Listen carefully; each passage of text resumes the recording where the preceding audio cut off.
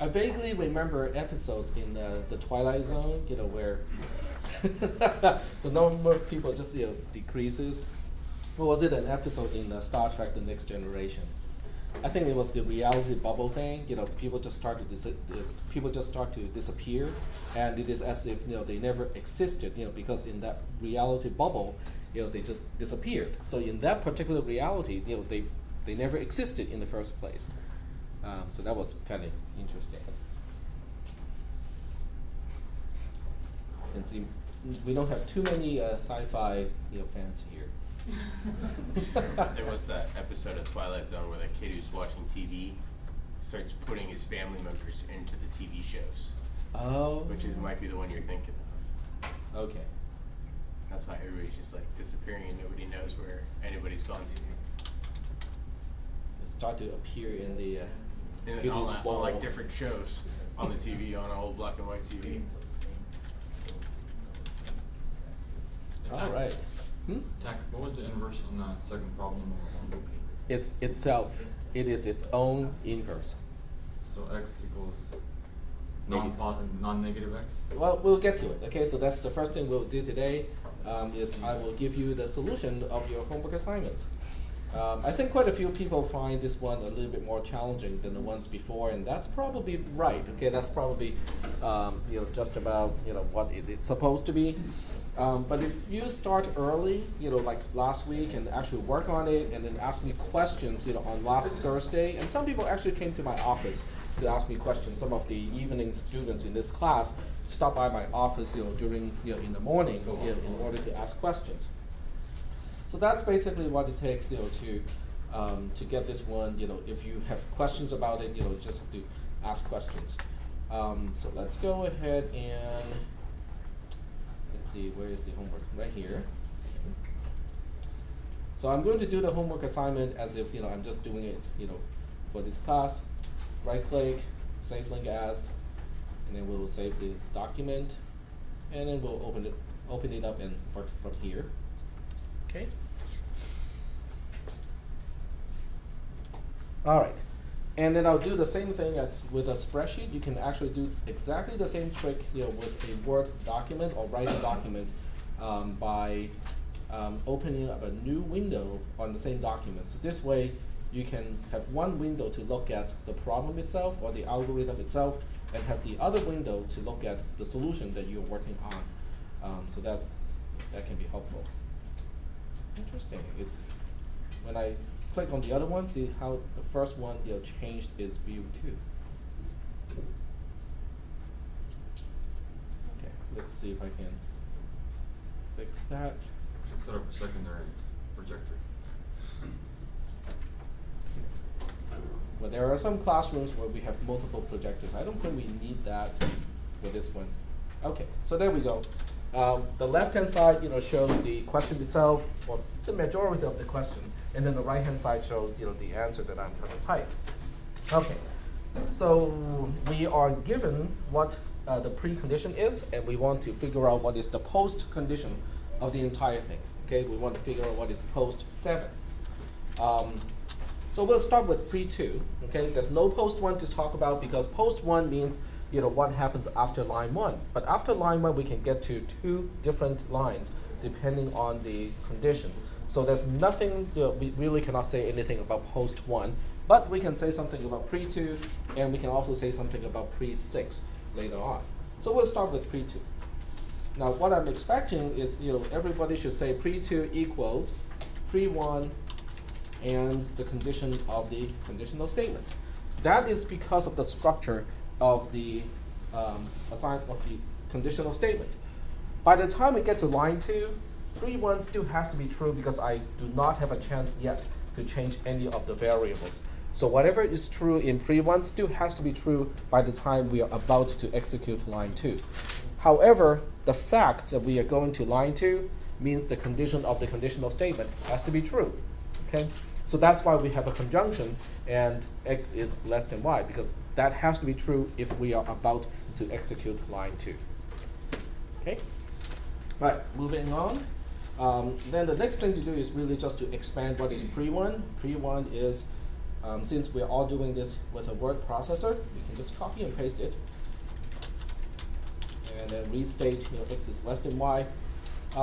That would be the end of it. If it's not me, if I didn't tell you guys, you have to kind of relate everything back to n and m whenever it's possible.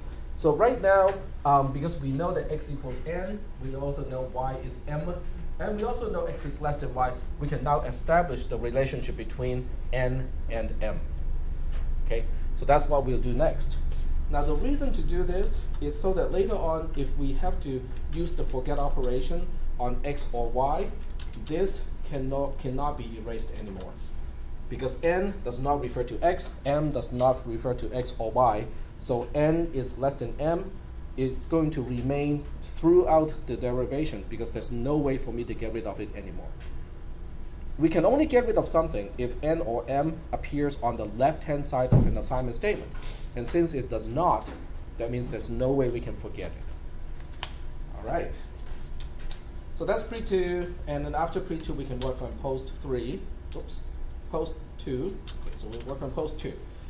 But in order to determine how to work on post-2, we have to look at the right-hand side of the assignment statement and see whether it is reversible with respect to the left-hand side of the assignment statement. So the typical way that I phrase it is the right-hand side of line 2 is f of t equals x. We always use the variable that is on the left-hand side, in this case t, as quote-unquote the independent variable, and we always use the right-hand side as the body, the definition of the function itself. In this case, because x does not even refer to t, there's no way this operation is reversible. So we can say there is no inverse function, and as a result of that, we use the forget operation. This is how we derive post-2 from pre-2. Are there any questions at this point? The rationale of why we are using the forget rule instead of the substitution rule. Okay, so now we say, forget pre-2, and exactly what are we forgetting? Components including which thing? T. Exactly, because t is the one that is being changed. But after the forget operation, don't forget that you have to now say x equals t, or t equals x. Either way is fine because it is commutative. You can flip the order. That's because the assignment itself on line 2 is copying the value of x to t. So obviously, after line 2, right after line 2 executes, those two must be the same. Are we still doing okay? The most important part, or the other important part about this, is this part is actually outside of the forget operation. It is not inside the forget operation. That is very crucial. All right, so now we can just go ahead and expand what exactly is pre-2. Now, since we are using a word processor, it's not too hard. We just copy and paste it. But don't forget the comma t, because it is also a part of the forget operation. We are specifying that we are forgetting everything that we knew about t. All right, so now we can just go ahead and carry out the forget operation, which starts with something like this. So you look at the original expression here, and then you can say, okay, all the components that include t, that actually say something about t, we have to get rid of. Did we say anything about t? No, t is not, we didn't say anything about t. So as a result, there's nothing to forget. We get to keep the entire pre-2 in post-2, okay? Not a problem, okay? Sometimes that happens. And on top of that, we can now express t equals x. Okay, so I'll leave this one as one single line, but on the next line, I'm going to say, hey, this is all cool, but since we also know x equals n, that makes t equal to n as well, right? Okay, so you look at the two components here, okay? The one component here is relating x to n. The other component is relating t to x. Because of these two, now we know one thing, which is, t equals to also n. Okay, now that part doesn't seem to be very useful because it doesn't seem like we're adding anything to the whole mix. But we're not adding anything to the whole mix, but we are adding something that cannot be erased later on because of the forget operations. Okay, so we're now done with post 2. We have to start on line 3. How do we get started on line 3? How do we link what we knew about line 2 to line 3? Exactly. So now we say pre-3 is post 2 because lines 2 and 3 are sequential. Okay, they're really just run after the other one, so we can now link the post condition of the first one to the precondition of the following one. Okay, that doesn't seem too bad. And then we have to figure out, but what do we use in order to derive the post condition of line 3 based on its precondition? Well, it's the same reason, right? I mean, it really is the same format, except we have to change a few things here. It is now line 3. The right-hand side is y, and the variable getting changed is x. But it's the same rationale. There's no inverse function because the right-hand side of the assignment statement does not refer to the variable on the left-hand side of the assignment statement. So it's not possible to have an inverse function in this case. And because there are no inverse functions, we have to use the forget operation. Okay. So it seems like we're going to do exactly the same thing here. We say post 3 is based on the result of a forget operation on pre-3. And this time, what are we forgetting? Components including or mentioning what? X. Exactly, because x is the variable getting changed here. So we say, well, anything that mentions x, we have to get rid of. But don't forget, right after the assignment statement on line 3, we also know right at that point x and y must be the same because that's the effect of the assignment statement. Are we still doing okay so far? Okay. All right. So the next line is really just expanding what we know about pre-3. So because pre-3 is post 2, we just copy and paste this whole chunk, stash it here. Don't forget the comma x, because comma x basically says, okay, but what are we forgetting? Things including what? Things that are mentioning what? Well, things that mention x here we have to forget. Okay? And then x equals y is outside of the forget operation, so you do not forget x equals y. Because otherwise, it's pointless, right? If x equals y is a part of the thing that we are forgetting, then why even mention it? Because we're going to forget it. Okay? It is outside of the forget operation. Okay. So this is where I'm going to use a notation. Hopefully that will be useful, because what I'm going to do is I will erase parts using a strike through. Okay, so that way it is actually visible, what we are actually getting rid of. This mentions something about x. We'll get rid of it. Okay, so I'll go to Format, Character, go to Font Effect here, and use a double strike through. So this way, it is actually pretty clear that we are striking out this particular component. Are we doing okay so far? Does everybody understand that whatever I'm striking out is whatever we are forgetting due to the forget operation? Okay, okay. Y equals m, that's fine. We can leave it there because it doesn't mention anything about x. X is less than y. We have to erase that because it said something about x. Okay, so we'll go ahead and do exactly the same thing here. X equals y. Go to Format, Character, strike through. Here we go. And we also have to get rid of this one because it is relating t to x. Now that we have changed x, they may or may not be the same anymore, but since we can no longer guarantee the condition, we have to get rid of it. Oops, single, double. There we go. So this really becomes the result of post 3. It becomes y equals m, n is less than m, t equals n, and x equals y. For the next line, is going to push it just a little bit more, because we can say y equals m, n is less than m, t equals n, and x equals y. Well, but we already know what y is. Y is the same as m. Now that we can establish that x and y are the same, we can also now say x equals m. Okay, the objective is to link the variables to x to n or m.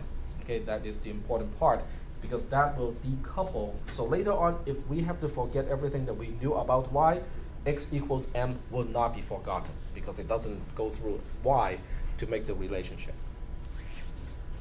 Are we still doing okay so far? It's the rationale that is important. It's not really so much what we are. It's not the mechanical steps. It's the rationale. Why are we forgetting certain things within the precondition? Yep. Can you pass the rule sheet? Yes, in fact, we have a brand spanking new row sheet. Go. I think I should do the MythBuster thing, and actually, run some of my older row sheets, through a petri dish and see what kind of stuff will grow out of it. They did it on the various items because they were trying to figure out, what actually has more germs, like a sponge in the kitchen sink versus, keyboards versus, toilet seats and other things, and they found the kitchen sink sponge actually is the winner every single time. Yeah, and then the keyboard is a second almost every single time too. I can see people bringing in like bleach spray, All right, so we are done with post 3. Now we are working on line 4. So with line 4, we just say pre 4 is post 3. Yep. Why are we not developing post 3 the same way as we did on the post 2? Why are we Y not? equals n period into n, t equals n, and then, we could replace n. So it works in exponential. You can add something in on top of this, but this is kind of like the minimum in order to come to the conclusion.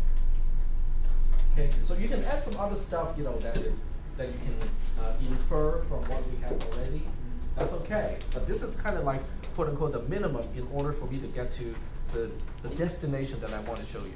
Okay, so we'll go ahead and deal with pre 4 is post 3, and then we want to derive the post 4. And it's really the same thing. The right-hand side does not refer to the right-hand side, does not refer to the left-hand side. So for that reason, we are also going to use the forget operation. So we just have to change a few things of D here. Now we're dealing with line 4. The right-hand side is T, and then the left-hand side is Y. So, but we can basically come to the same conclusion. We have to use the forget operation. But after the forget operation, we can now establish Y and T are the same. Now, inside the forget operation, we have to say, well, we are forgetting something that we knew, that means the precondition, and we have to get rid of everything that we knew about Y because the assignment statement is changing Y. Okay? It's changing Y in an irreversible way. So we can no longer say, oh, well, even though we changed Y, we can still figure out what its value was in order to maintain the relationship that we already knew. Well, we can't do it now because it's not reversible. Okay, same reason, just explain it slightly differently. Okay, so now we can, this is the other way to do it. I just do the template here, and then we go back and look at post 3, and then we do a copy and paste down to over here. So this way I don't forget the comma Y is a part of the forget operation. Okay. And then the next line is actually going to carry out the forget operation, which basically means we copy and paste whatever is inside the forget. And don't forget the last one. But the last one does not, we don't apply the forget to the last one. Okay. So the first one says Y equals M. Definitely want to get rid of it. So we strike this out. Format, character. I should go get a function key to define so I don't have to go through the menus all the time. But it's okay, it doesn't really take that much time. Okay, do you guys have any questions? Any questions I can answer? Okay. Well, because if I can hear it, the other students around you can hear your conversation as well. So it may be related to the class, but it's still distracting other people. So I would kind of, if you have questions, let me know, then we can all kind of stop and answer those questions. All right, so we are forgetting everything that we knew about Y. This is one piece. And then we also have another piece here, okay, because it is saying X and Y are the same. Well, they may or may not be the same anymore, but since we just changed it, it may not be true anymore, so we have to get rid of it. We go to character, strike through that. Well, that's all that we have to get rid of. But then I'm going to push it one more step because we want to relate everything back to N and M. Okay.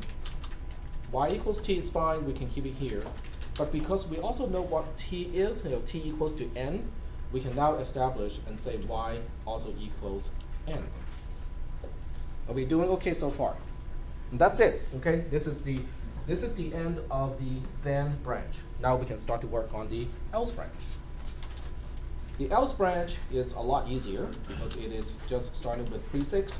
Pre-6 is pre-1 because between line 1 and line 6, there's nothing in between that can let me change the value of the variables. So whatever is true before line 1 still has to be true right before line 6 executes.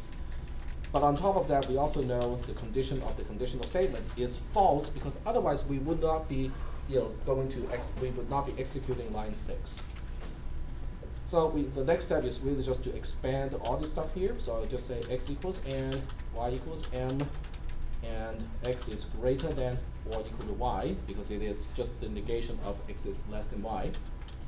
And we'll go one more step to relate n and m directly, because now that we know x is n and y is m, we can now also say n is greater than or equal to m. Are we doing okay so far? Okay, that one little extra step is really just inferred or implied by the fact that x equals n, y equals m, and then x and y are related by greater than or equal to. Okay, no big deal. So here comes the most difficult part, the most asked portion of the first question. How do we get post-6 now that we have pre-6? Clue number 1, watch the video again. Because it's in there. Post 6 is pre 6 because it's an empty statement. Yep, exactly. Post 6 is pre-6 because it is an empty statement. You can say it's a null statement. It doesn't do anything. Okay. So as long as I understand, you're implying line 6 doesn't do a single thing. All the variables are preserved, and that's why the post condition is exactly the precondition because we're not changing anything. Thank you. All right. So now we are ready for post 7. Post 7 is the post condition of the entire conditional statement. And the structure of a conditional statement dictates that this has to be post 4 or post 6. It's just because of the structure of a conditional statement. This is at the merge point of two branches. And not knowing which branch I'm coming from, I have to say post 4 or post 6 has to be true. At least one of these two has to be true. Now, it is possible that both are true at the same time. Nothing says that post 4 and post 6 cannot overlap. In fact, in this case, they overlap a lot. Okay, so we'll take a look at what I mean when I say they overlap a lot. Okay. All right, so we just go back to post 4 here and copy and paste this big piece of stuff here, conjunction, and we go to post 6, which is pre 6, and we copy and paste that big chunk of conjunction here as well. And I'm going to use this way to line them up so we can more easily compare the two. Okay, what do you think seems to be a common thread between these two? What is the one condition that seems to be common between these two? X is greater than y. X becomes greater than or equal to y. Okay. What?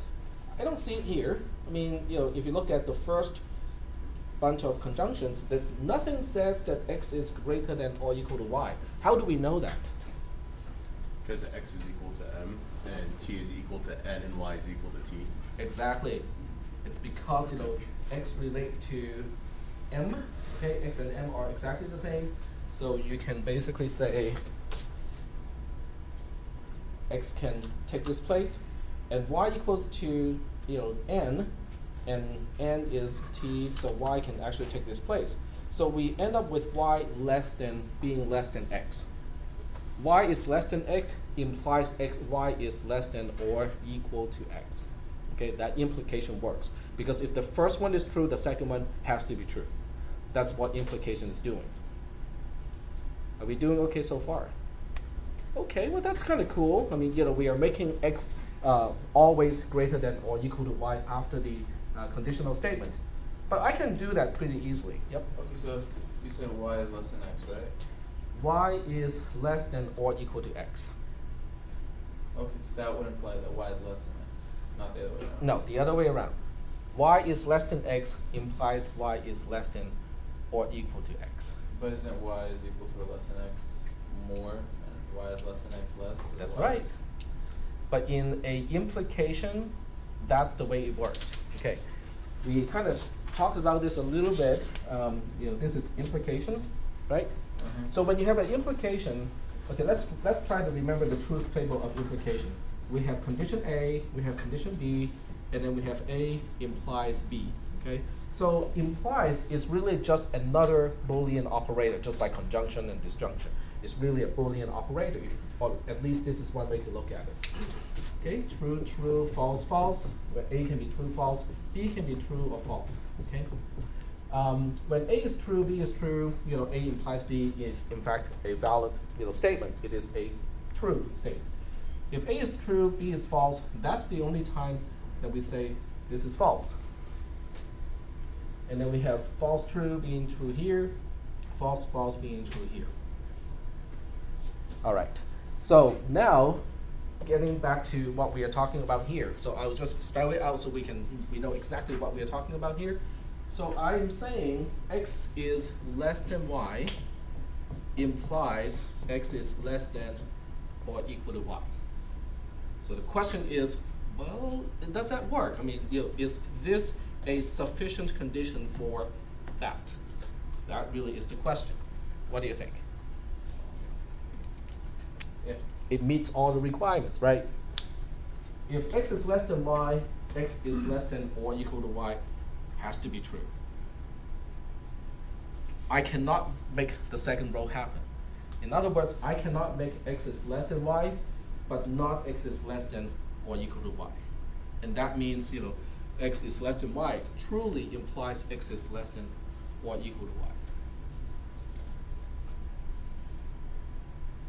When you're using implication, you can imply something that is more general. Okay. So the conclusion of this is, let me just add that one little piece here so we can now see it more clearly. Okay, so without actually changing the meaning of the whole thing, we can say that. Okay, at least x is greater than y. Okay, but we can say, well, it's easy to make x greater than y. All I have to do is to put, let's say, 2 in x, we'll put 1 in y, then x is greater than y. What is so special about this particular conditional statement? Well, what is special about this conditional statement is the original values, n and m, they are still in the variables x and y. It's just that I would exchange the values within x and y in order to make x greater than y, greater than or equal to y true. That's what this loop is doing. I mean, this conditional statement is doing. Okay, it would do a swap or exchange or interchange operation in order to make x greater than or equal to y. Now, sometimes it's not needed. If they are the same to begin with, we are not going to do a single thing. If x is already greater than or equal to y to begin with, we are not going to do a single thing. But if x was less than y to begin with, we'll exchange the value so that that becomes true. Does it sound like a really useful operation? Not by itself. Okay? By itself, it's not really that useful. You might find some applications or context where this kind of logic is useful, but it is far more useful in the context of a sorting algorithm. Okay? So if we have time in this semester, we'll talk about the bubble sort algorithm. And this is one of the most important steps of the bubble sort algorithm, is to exchange values within an array until they are in order. Okay, so we'll see this again, hopefully, later on in the semester. Now, in terms of grading, because I know a lot of people may not have expanded this, just so that we can come to the conclusion here, I'm not going to put a lot of point values into that portion. Okay, so most of the point values will be here. Okay, most of the point values will be on this line here. Basically that's because of the structure of a conditional statement, so that part is important. The expansion is kind of important, but if you have the right line, the first line, the rest should be just should just follow. This is important. Explain to me why you're using the forget operation. This line is important. That's the format of using the forget operation. And the rest of this is kind of important too, because I need to know that you know that t equals x in this case is not inside the forget operation. This is something that you are concluding after you derive the post condition. So that part is actually important as well. So this part here, which is using the fact that t equals x and x equals n to imply that t equals n, it is not that important. Okay, I know it is important because if I want to get to the conclusion that I got to, that is actually important, because otherwise I would not have been able to establish the two values n and m are still in variables x and y. It's just who gets n and who gets m. It depends on the ordering between n and m. But in the case of this homework assignment, that part is not as important. Okay, if you miss that part, you're going to lose 1 point, but it's not going to be a whole lot of points. Any questions about the grading part? So I'm grading mostly on the mechanical steps. Everything that is mechanical is just step by step, ka-chick, ka-chick, ka-chick. That I will put a lot of point values into. This, I'm not going to put a whole lot of point values into, because it is not really mechanical. You have to really kind of know what you're doing or what you're shooting for in order to find out what you need to imply throughout the process. All right. The other part that is also important would be this one here. Oops, no, not this one. This one here. Nope, it is this one. Sorry. Okay, this is important because it is because of the structure of a conditional statement. This is the precondition of the entire else branch. Okay, and that's why it is important, because it is because of the structure of a conditional statement. So that part is important. I'm looking for that in your submission. This one is just kind of follow this one, assuming this is based on pre-1, you would have copied and pasted the right thing. So the second line, I'm hoping most people will get it right, once they get the first line right. The third line is really just adding this part here. And once again, that is not going to have a whole lot of point values. So all of these extra implication will just take up 1 point or so. So if you miss all of that stuff, it's not going to be a big deal. But your conclusion will be quite different from mine, because in the then branch, if you do not do all the imply and relate x and y to n and m, you would have forgotten a lot of stuff and you would not come to the same conclusion as what I have here. Okay, so that's how I'm going to score the first question. So now let's move on to the second question. So we'll move on to the second question in this screen first. Flip back to the screen here so we can start to work on it. Okay, first thing first, we have to figure out what is the precondition of either line 2 or line 4.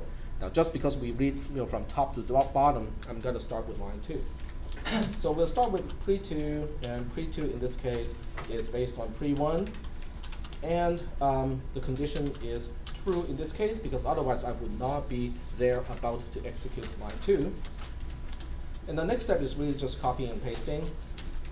In this case, it has a fairly trivial pre-1. And we talked about this simplification in the class. We can just simplify the whole thing to x is less than 0. Okay? Are there any questions about how pre-2 is derived? It is just due to the structure of the conditional statement. Now, in order to derive post-2, we have to figure out the properties of the assignment statement on line 2 itself. So we say the right-hand side of line 2 is f of x equals to the negation of x. Does it have an inverse function? Yes. This is one of the very few cases where the inverse function is the function itself. The function and the inverse function are exactly the same thing. Okay. So in this case, I'll just write it first, and then I'll explain why that is the case. Okay, the inverse function is f to the power of -1x is also the negation of x. Okay, now that I'm using a word processor, I can do this. I can go to position and then do a superscript is okay. That's the proper way to say it's an inverse function. But when I'm using a plain text editor, I don't have the ability to do that. Okay. Does that make any sense? The negation is its own inverse function. It reverses the effect of negation. Okay? So if you remember algebra, one of the things they talk about is the negation of x is x. That really is what negation is. I mean, it is its own inverse function. But there are other ways to look at this too. Okay, so let's take a look at another way to analyze, multiplication basically, and see whether we can come to the same conclusion. If I say f of x is some constant k, okay, k does not change over time, it's just a constant, times x here, and I even tell you that k does not equal to 0, okay? Can you tell me what is the inverse function of x in this case? The function is going to multiply x with a constant k. So how do I reverse the operation of multiplying with a constant? Divided by the same constant, right? So the inverse function in this case is x divided by k. All right.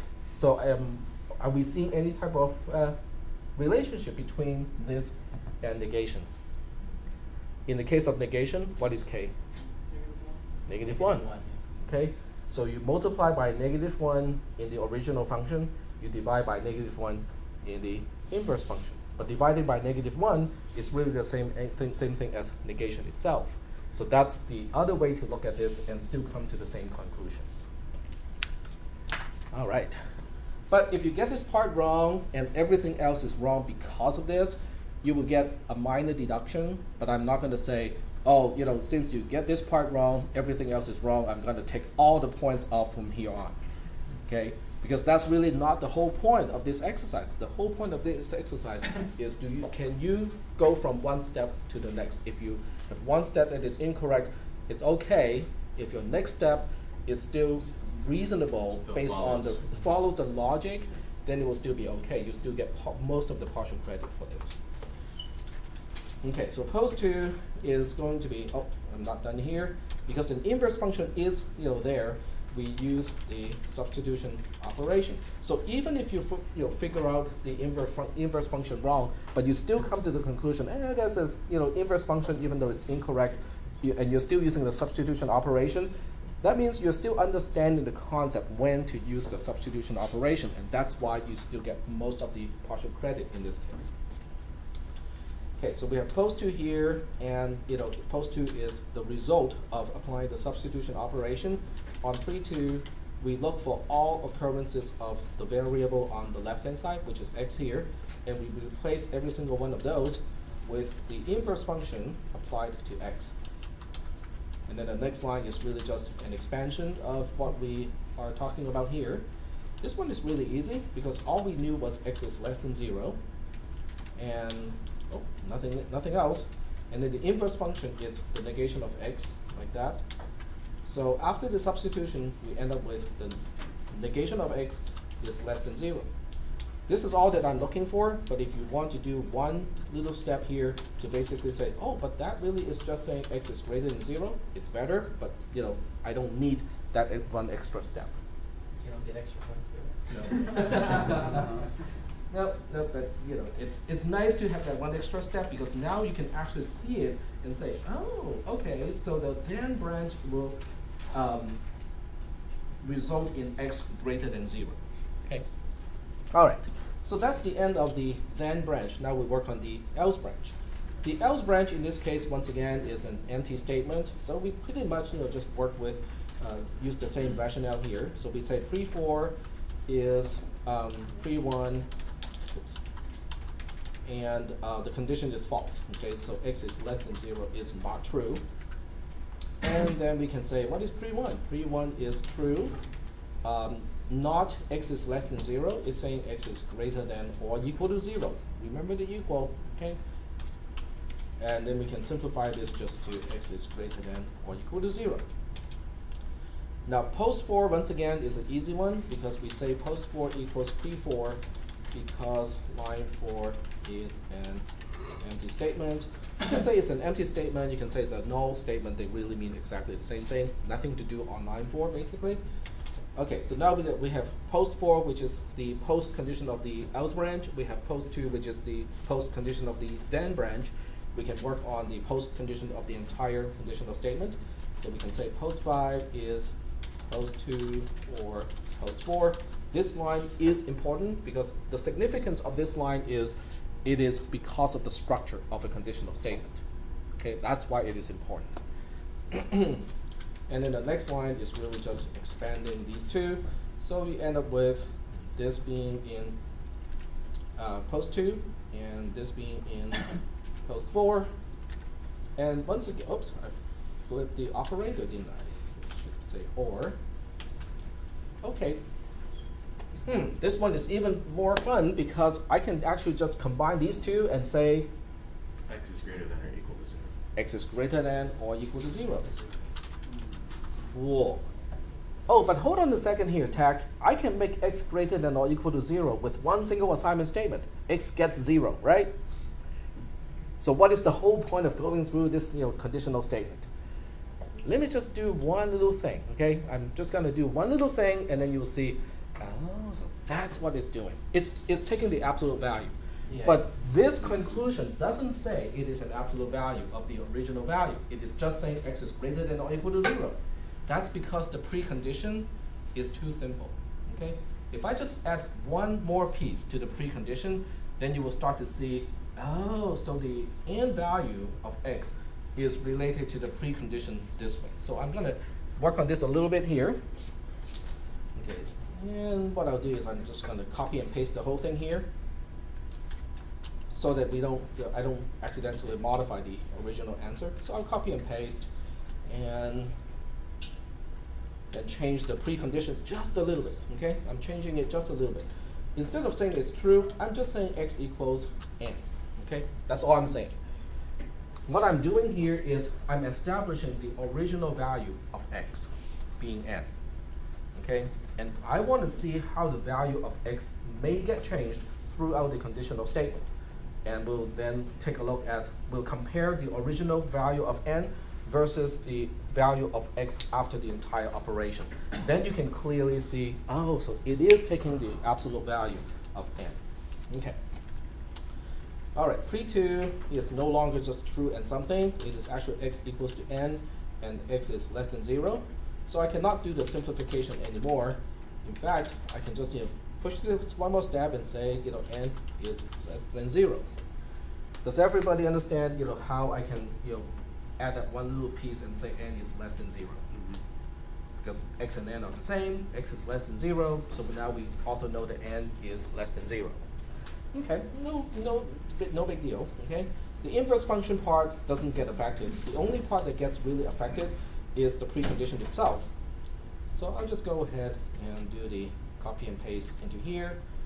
And then we also have to do a copy and paste into here, except every time we see X, we'll just substitute it with the negation of X. Every time we see X, we substitute it with the negation of X. Okay. Now, if I push this one more step, I can say X equals the negation of n. We can say X is now greater than 0, but n is still less than 0. Are we doing okay so far with these two lines? Okay. The first of these two lines, this one here, is mechanical. This one doesn't involve any type of algebra. All I'm doing is replacing X with the negation of X. Then I get to this line here. From this line to the line below it, I actually have to do some algebra. Okay, I have to say, oh, the negation of X equals n really is saying X equals minus n, and the negation of X is less than 0 means X is now greater than 0. Okay, so that's a little bit of algebra, but not really a whole lot. Pre4 is going to be affected as well because we also have to keep X equals n here, and X equals n here. Oops, I got this wrong. This one I want to keep as pre1. It's only the second line that I want to change it to X equals n. And there's no way to do the simplification anymore. But we can also say n is greater than or equal to 0. basically the same trick that I did earlier, because now that we know x equals n, x is greater than or equal to 0, then we can also imply that n is greater than or equal to 0. Okay? So what is all of this extra work buying me? Well, let's take a look at the post condition. Because once we have post 2 and post 4, we can work on the post condition of the entire thing. This line doesn't get affected at all. The reason why it doesn't get affected is because this line only depends on the structure of the pseudocode. It doesn't depend on the actual pre and post condition. So this line doesn't get affected at all. The next line does get some substantial changes. So we'll go ahead and just get rid of what we had here, even though it is still a part of it. So instead, I'll just put the entire conjunction down here, and then do the same thing with the other part of the disjunction. Just copy the entire conjunction and stick it here. Okay. All right. So if I just reformat this a little bit here, so that things are a little bit more lined up. Do you think this tells you that x is the absolute value of n? What is the first one saying? Okay, I'll just highlight the one that we are talking about here. This is telling me that n is negative, right? N is less than 0. It's a negative value. It's also telling me that x is the negation of n, so x itself has to be greater than 0. Doesn't absolute value do the same thing? If I say x equals the absolute value of n, it would have done that if n is a negative number, right? What about the next line? Do you think the next line is also saying x is the absolute value of n, but in this case n is non-negative? Because it is already given to me that n is greater than or equal to 0. So we are taking the absolute value of a value that is greater than or equal to 0. So we just get it back, right? Because there's nothing to be done when you're taking the absolute value of a non-negative value. So together, these two lines are now telling me that the conditional statement, lines 1, 2, 3, 4, 5, is actually just doing what absolute value should be doing. And because I can see it from here, what it is doing exactly, now I have proven to myself that this algorithm is in fact taking the absolute value of n and put it into x. Or it's actually taking the absolute value of x and put it back into x. Are we doing okay so far with these examples? Kind of? Okay. So once again, the grading is just based on the mechanical steps, not so much on the algebraic, derivations and stuff like that. Those are all optional. Well, with the first one is semi-optional. With the second one, those are definitely optional. Okay. Any questions about pre and post conditions? You guys think you have just about enough of that stuff? Okay. But are you also understanding the importance of that stuff? Okay, because there are two things. Okay, there are two things going on here. I can definitely understand some people may be thinking, I don't want to deal with this. That's okay. I don't want to wash dishes either, right? But it's another thing to say it is not important. Okay, it is important. Somebody has to wash dishes. So as a result here, somebody has to be rigorous and try to analyze the algorithms in a rigorous way to make sure they do what they're supposed to. Now, whether that person is you or not, it's a different question. It's an independent question. Okay? Are we doing okay so far with that reasoning? Okay? Because I just want to show you the importance of it and also kind of show you how it can be done, with fairly simple algorithms. But it's still an exposure. I'm not trying to make people give up their ambition of becoming a developer or a computer science student. That is not my intention at all. But I am, exposing a very important side of computer science and also a particular way of thinking that I think will be helpful. Okay, being able to reason out things like this will actually help you when you become a programmer or developer. Okay, when you're actually writing programs, constructing lines, it doesn't help you that much. When your program doesn't do what it's supposed to, this type of reasoning will help you. Okay, it's a debugging type of technique. All right. So now that we are done with this one, I will go ahead and save it. And then we'll go back and continue with top-down design.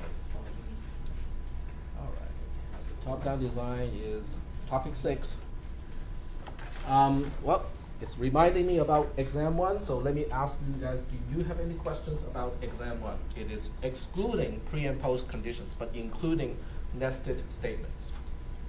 So we'll have pre-checking loops, post-checking loops, conditional statements, multi-branch conditional statements, and assignment statements, but none of the analysis that we do with the pre and post conditions. It's open book, open notes. Anything that is written or printed prior to the test, you can bring it in. Yep. Are there any questions that aren't going to be in the format of the practice exam, or is it only going to be in that? It will only be kind of in that format, so you have a trace of some kind, and I'll tell you, when you can stop.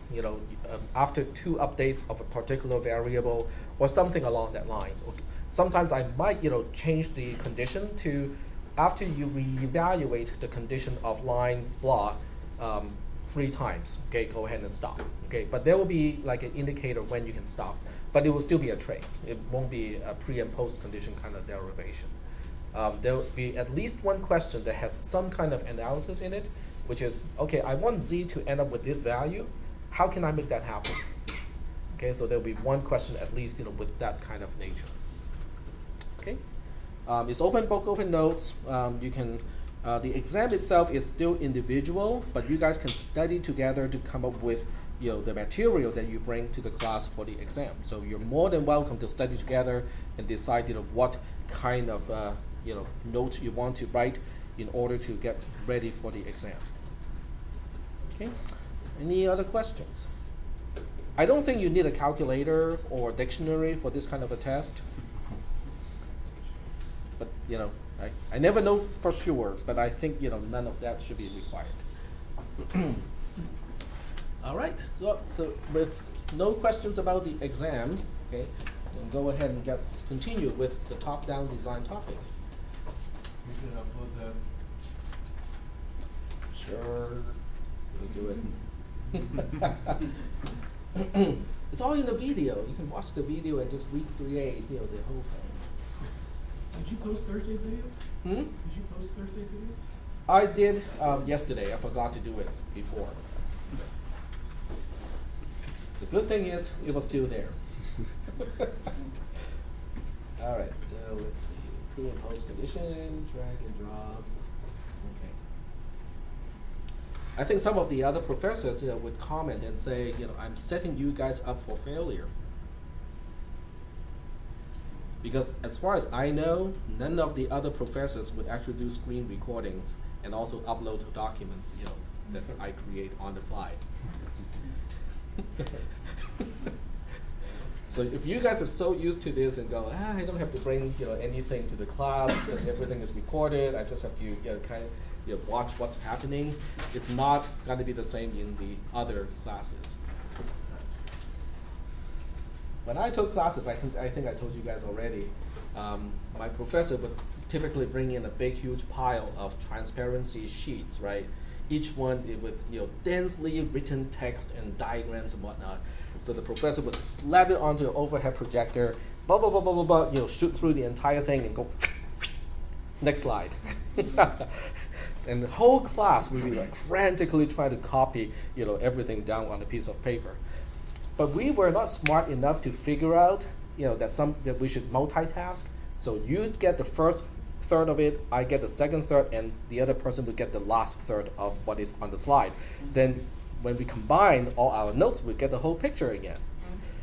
None of us was really smart enough to use crowdsourcing back then. So.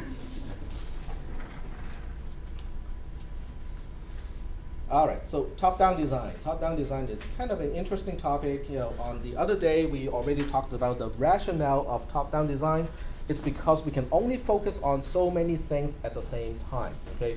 if we are presented with hundreds and hundreds of concepts at the same time, we cannot track all of those things at the same time, and as a result, we cannot work with programs that are too long, because if one piece of algorithm is exceeding 40 or 50 lines, I cannot keep track of that many details and different things going on at the same time. So that's why we need to simplify programs and just kind of keep it at between 40 to 80 lines, even for more professional programmers. Okay. So here is section 3.1. Section 3.1 basically just says when you are writing code, you have specific limitations due to the size of your screen, okay, due to the resolution of your screen. The question is, how many lines of code can you fit on one screen, on one physical screen? That's basically the bottom line. Because if you have to use page up and page down to look at the beginning and the last part of an algorithm, that makes it hard to deal with already, because you can no longer see the beginning and the end of every construct in your algorithm. Okay? So personally, I try to keep my algorithms short enough that they can fit on one single page when I display it on the screen. Now, I do use really small fonts when I'm actually doing coding. So I use 8-point fonts when I do my own programming. So I can fit about 70, 80 lines in one screen vertically, but that's about it. Okay, so even with a high resolution screen, you can't really push that beyond, say, 100. Okay, that really would be pushing it. All right. Then the next question, this is something that we went over in the morning class as well, is then how do we write complicated programs and algorithms? Do you think I can fit the entire Linux operating system in 100 lines? How about 100 times 100, 10,000 lines? Probably not. I think it's in millions, okay, of lines. So what are we going to do? Because all the complicated programs that are worth doing cannot be done in 20, 40, 80, or even 160 lines. So what are we going to do? In other words, when you move on to CISP 360, 400, 430, and all the more advanced programming classes, you'll get homework assignments that cannot be done with 40 lines or 80 lines. Those programs will be upwards of 500, 600 lines of code. So what are you going to do? You can quote me to your professor, right? Tech said never write algorithms beyond 80 lines, so I'm not going to do this homework assignment. Well, but Tech is also going to say one other thing. Tech is also going to say in top-down design, on one line of one algorithm, you can describe an abstract operation.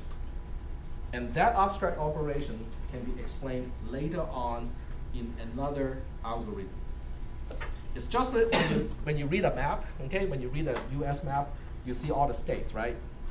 Okay, then you can say, oh, since the state capitals are not displayed on this map, I don't need to know them. But guess what? When you zoom into a state, the state capital becomes visible. It's exactly the same kind of thing when you're programming.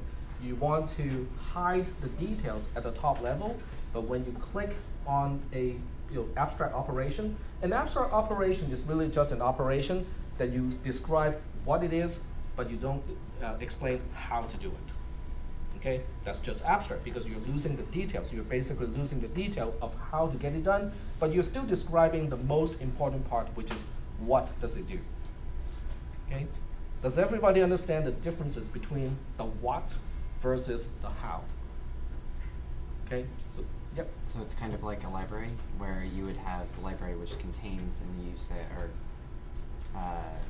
you list a book title, but you don't list what is in the book. You say, I need a bio book and a history book.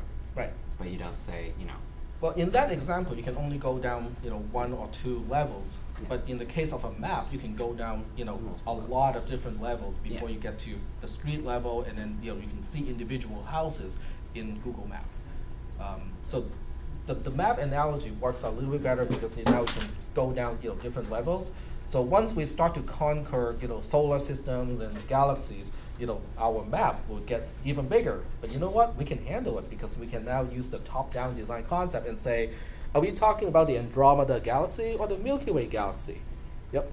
They don't necessarily work with like object-oriented languages. So Object-oriented programming has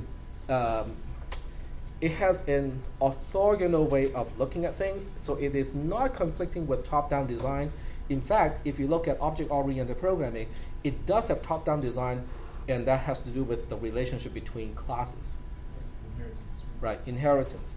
But we're not going to talk about object-oriented programming in this class, not much. Okay, if we have time, we might actually touch on it, but we are not going to get too much into it. So we'll focus on the logic part of a program and not quite the organization of data type. This would be, so just so I can kind of correlate this, is you're kind of getting into encapsulation. Encapsulation. It's more like abstraction. We're just saying, it's more like healthy procrastination. That's basically what it is. Because what we're talking about here is, oh, you write a program to do blah, blah, blah, blah, blah. Wow, that's really complicated. Okay, I'll write 40 lines to describe how to do that, right? But I'm lazy. I'm going to say, I'll work up to this point. It's like, oh, this operation seems pretty difficult. I don't want to deal with it now. So I'll just write a note to myself and say, do blah, blah, blah, blah, blah here. Describe what needs to be done, but I'm too lazy to describe how to do it at that point. All right? So using this healthy procrastination attitude, you end up with a 40, 80 line program that has some abstract operations, okay? Because you're deferring to either somebody else or the future you to specify how to get all those other things done. So when you're done with the 80-line program that has all these kind of abstract operations, then you can say, oh, okay, now that I have time, I can pick one of these abstract operations, and now I can take that out and say, okay, this is what I need to do. How am I going to do it? And you apply the same technique. Okay, you try to specify 40 to 80 lines of code, and then if you have anything that is super complicated, you procrastinate and you defer to a later time or another person again. So you keep doing this until the last level would be 40 lines or 80 lines of code, and it's all assignment statements, conditional statements, pre-checking loops, and post-checking loops. So you boil everything down to the real basic elements of programming. Am I making any sense here? Okay. All right. Well, procrastination is not exactly healthy, but I'm just using that as an example because it's one way that people can look at it. Okay. All right. Yeah, procrastination is particularly bad when it's habitual. Like we do it automatically. I'll do it later. All right, so we'll take a look at factoring. I'm using this as an example of how to use top-down design. So we'll go ahead and try to figure out how to do factoring ourselves first, okay? So I'll use a plain text editor to show how we do factoring. Basically, we are starting with a composite number, and we want to find all the prime factors of that particular composite number. Possibly composite, it can be a prime number too. Okay, so we'll start with something that's simple, okay, something that's really easy to do. We'll start with 8, okay. Give me one prime factor of 8. 2, okay. So 8 is 2 times 4. Now, I have to say 8 is 2 times 4 because I need to know which part is not taken care of yet, okay. So in this case, I take one prime factor out of 8, but I still have the other part of 8, as a part of the product. That may or may not be, a prime number, so I need to figure out that one next. Okay, so now I can focus on 4 because 8 is done. Okay, I'm down to 4. What is 4?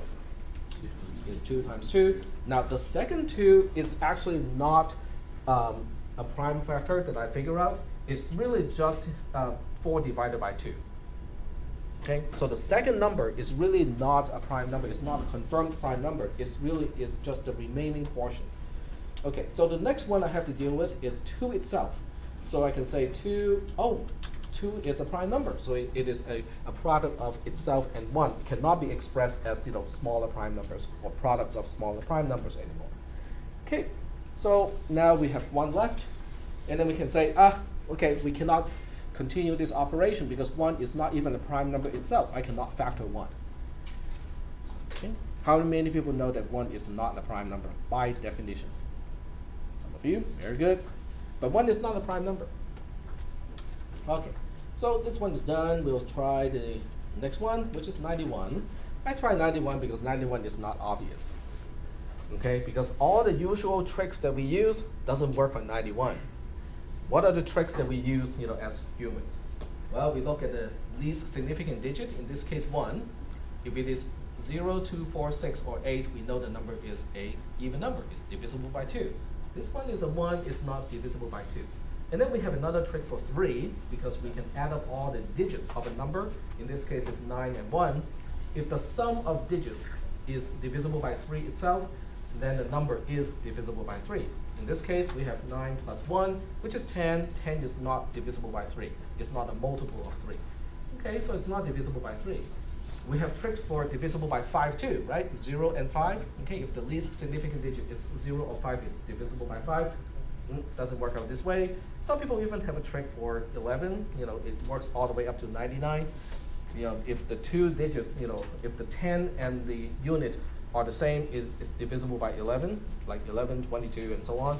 This one obviously does not fit that pattern either. Okay? So if you ask someone who does not do a lot of math, they might say 91 is a prime number because none of the patterns that we know will fit here. But we know better, right? We know that 7 is a factor here, and once you divide 91 by 7, you get 13 left. Okay? Then you look at 13 and say, 13 is, oh, we cannot factor this anymore. It's 13 times 1. And you have 1 left, and you can stop. Okay, we'll do one more example, and then we'll be done with this. We'll try 42. Okay, 42 is 2 times 21.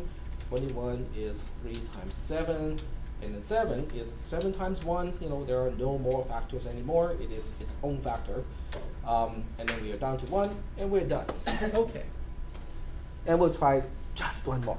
Okay. It's starting to sound like Lieutenant Columbo.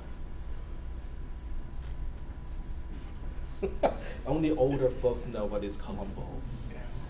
Okay, so let's try 101 here. Okay, 101 is 101 times 1. Okay, it is a prime number. Okay, so I will plant a little seed, and I will answer that question later. Okay, but I want to plant a little seed here, and you can treat it as a little brain teaser. Okay, now 101 is a prime number is not really that obvious. Okay, because it's not obvious. It's not one of the prime numbers that most people remember. So the question is, if I have to test prime factors in 101, not knowing it's a prime number, so most people are smart enough to test only the prime numbers, right? 2, 3, 5, 7. Or most people would skip 2, 3, and 5 because those are not. Those are really obvious, right? 101 cannot be divisible by those. So most people will start with 7, and then they will move on from 7. Okay, the next one is 11. So the question is, when can I stop testing and confirm 101 is a prime number? Okay, go ahead. When you hit 101? When you hit 101, I will stop by 11. I'll stop when it's 11.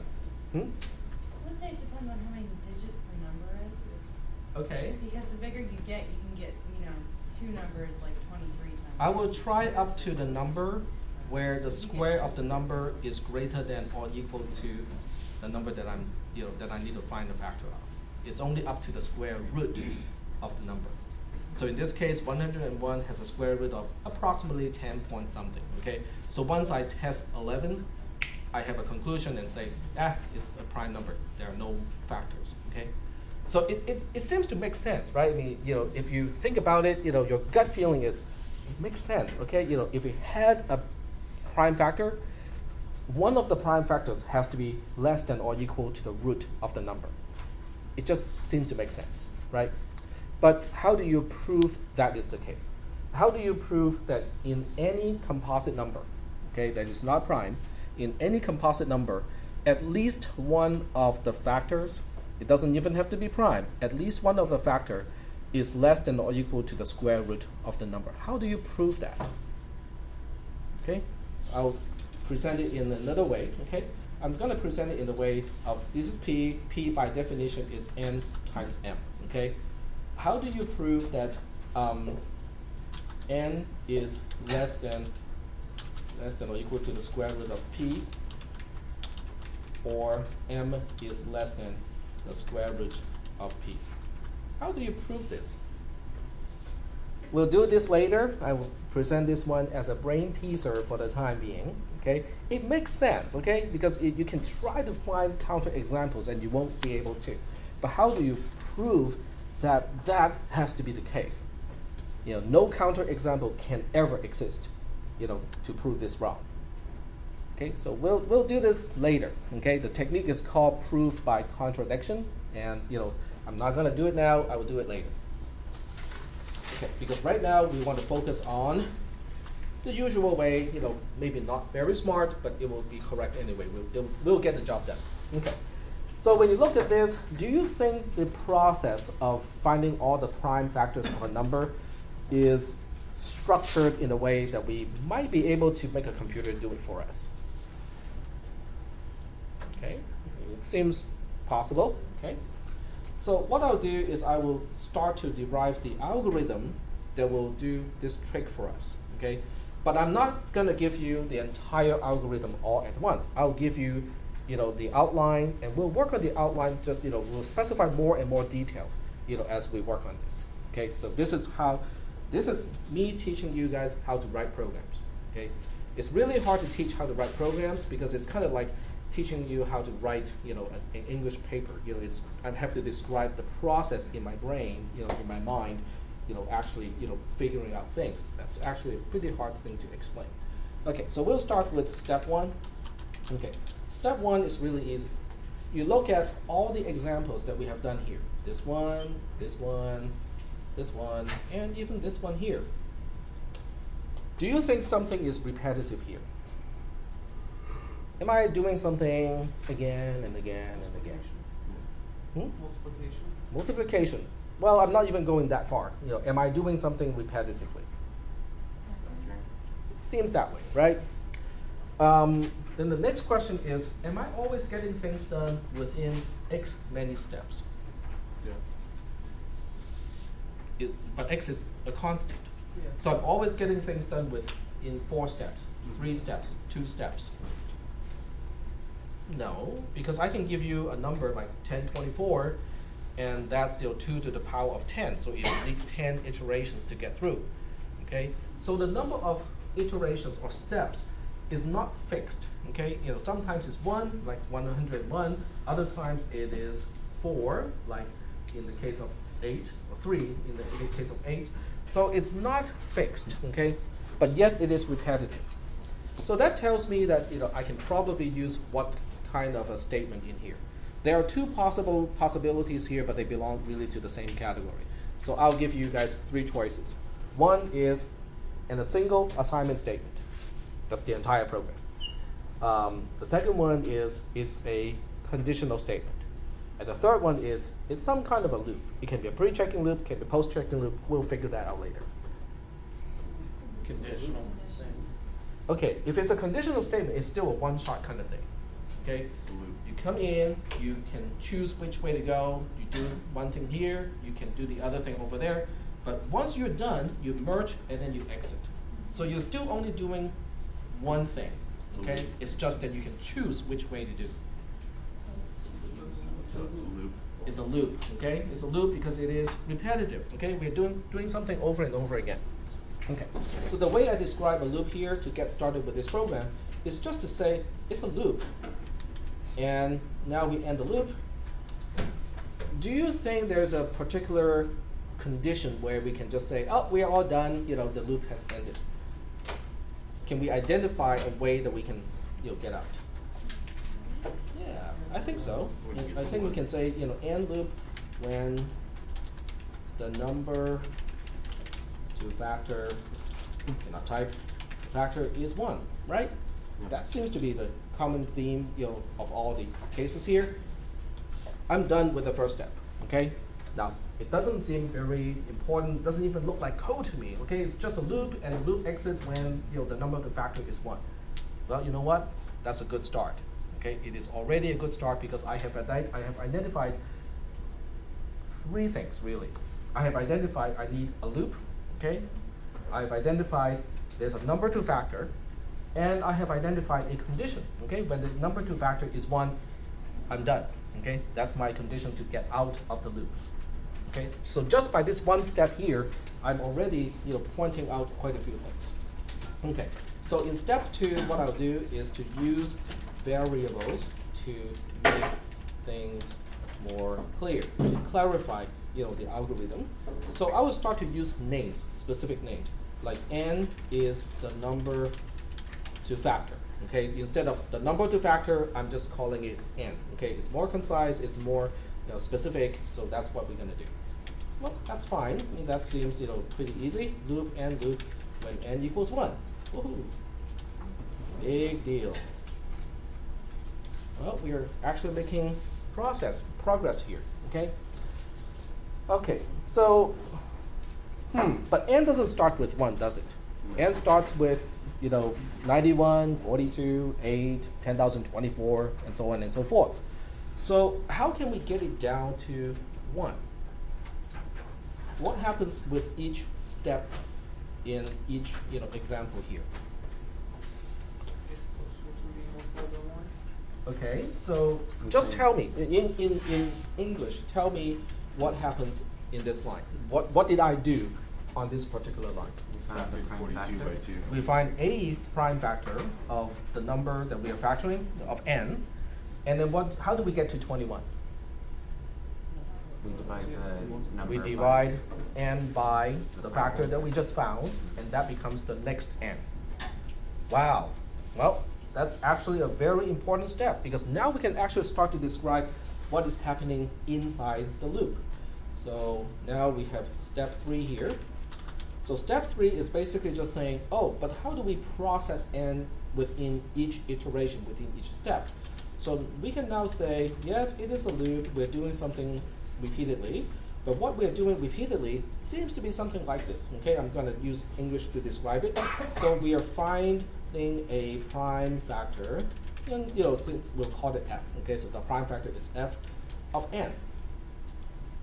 Okay, and what are we doing to n after this? Well, okay, we have to print f first because we need to print it so that the end user knows, oh, 42 has a prime factor of 2. Okay, that's what the printing is for. But after we print f, we also have to say, oh, we better get ready for the next iteration. So you divide n by f. Exactly. So n, which is the number that we are trying to factor, is now n divided by f because, oh, we found f already. That's done. Okay. We are now moving on to the rest of the number. Okay. All right. That's step 3. And you know what? Just getting to step 3 has already illustrated the concept of top-down design. I just procrastinated. How did I procrastinate? Prime factor of that. Yeah, I didn't tell you the details, right? I'm just saying, we'll do it, but I'm not gonna tell you how to do it. It's too complicated. I don't want to deal with it now. So you're just And we only have, 1 minute left. So it's pretty much just outlining then what you're going to be putting down. Exactly. But it is also important that we identify all of these other steps because we are almost done. The only part that we are not done yet at this point is to identify, are we going to use a pre-checking loop or post-checking loop? Okay, because there are 2 types of loop. And just, when I say loop and loop, it doesn't say either one. Okay, so I have to use while or repeat in order to specify whether it's a pre or post-checking loop. So we'll do this, we'll continue with this next Tuesday, and I think 80% of the class would have forgotten everything that I talked about today by that time. So I'll see you guys on Thursday. Procrastination.